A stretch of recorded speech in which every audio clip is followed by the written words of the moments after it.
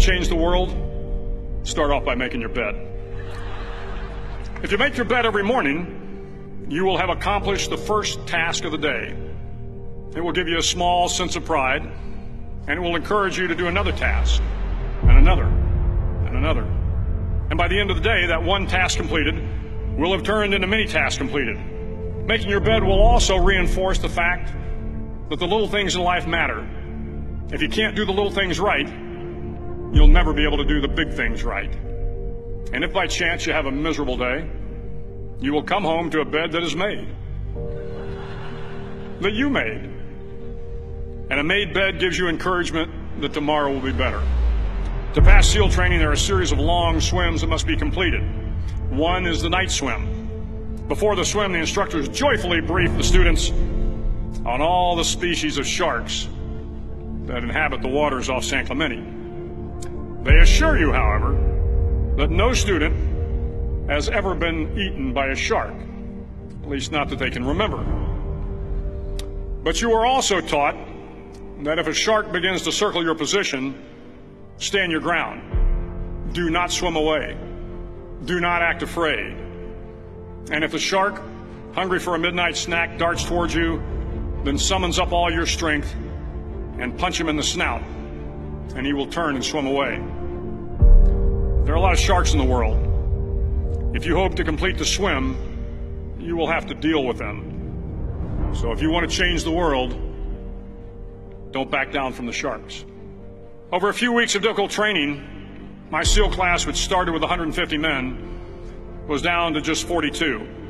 There were now 6 boat crews of 7 men each. I was in the boat with the tall guys, but the best boat crew we had was made up of the little guys, the Munchkin crew, we called them. No one was over 5'5".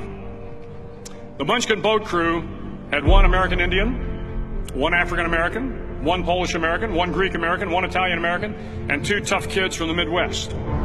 They out-paddled, outran, and outswam all the other boat crews. The big men in the other boat crews would always make good-natured fun of the tiny little flippers the Munchkins put on their tiny little feet prior to every swim.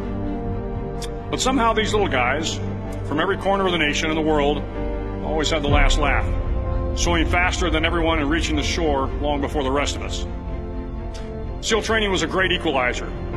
Nothing mattered but your will to succeed, not your color, not your ethnic background, not your education, not your social status.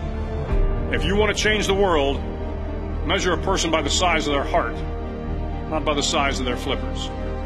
The 9th week of training is referred to as Hell Week. It is 6 days of no sleep, constant physical and mental harassment, and 1 special day at the Mud Flats. The Mud Flats are an area between San Diego and Tijuana where the water runs off and creates the Tijuana Sloughs, a swampy patch of terrain where the mud will engulf you. It is on Wednesday of Hell Week that you paddle down to the Mud Flats and spend the next 15 hours trying to survive this freezing cold, the howling wind, and the incessant pressure to quit from the instructors.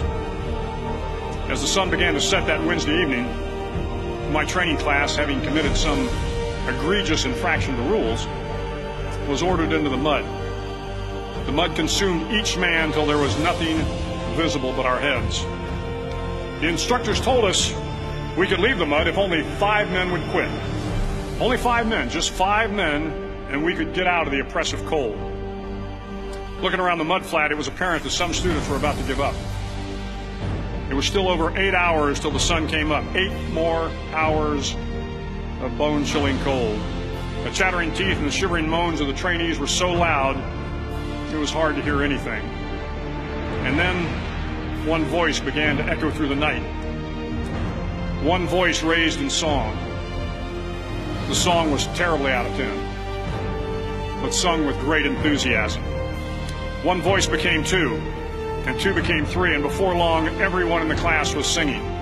The instructors threatened us with more time in the mud if we kept up the singing, but the singing persisted, and somehow the mud seemed a little warmer, and the wind a little tamer, and the dawn not so far away.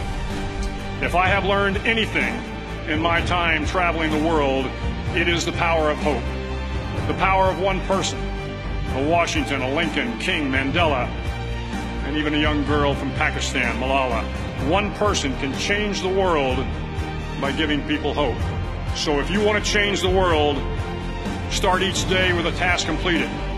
Find someone to help you through life. Respect everyone. Know that life is not fair and that you will fail often. But if you take some risks, step up when the times are the toughest, face down the bullies, lift up the downtrodden, and never, ever give up. If you do these things, the next generation and the generations that follow will live in a world far better than the one we have today. And what started here will indeed have changed the world for the better.